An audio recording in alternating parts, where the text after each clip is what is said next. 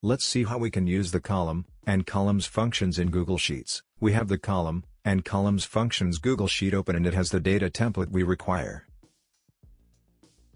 In the first row, we want the serial number for the employee names, which are given in the second row. In the second row, we have the employee names. If we select from B2 to K2, that is from A to J, we get the count of 10. In cell A4, we have written number of employees. In cell B4, we want the number of employees in the B2 to K2 range. We saw that the count was 10, or there were 10 employees. To get the number of employees, we will use the columns function, which gives the number of columns in a specified array or range. It takes range as an argument. An example is shown. For our case, we will write equal to columns, range will be B2 to K2.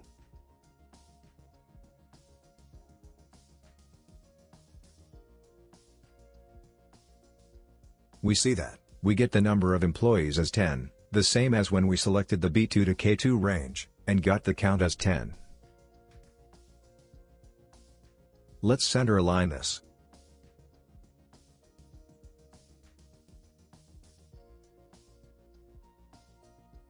Now to get the serial number for the employee names from A to J, we can use the column function.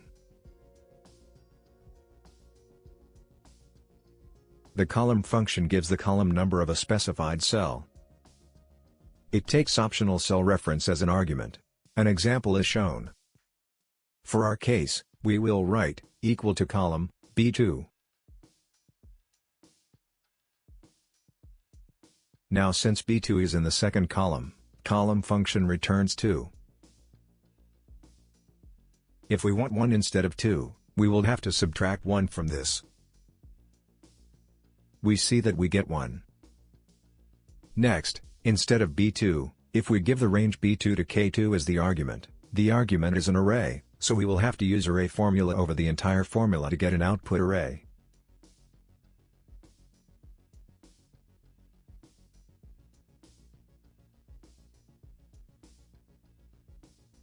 We see that we get the serial numbers from 1 to 10 for the employee names.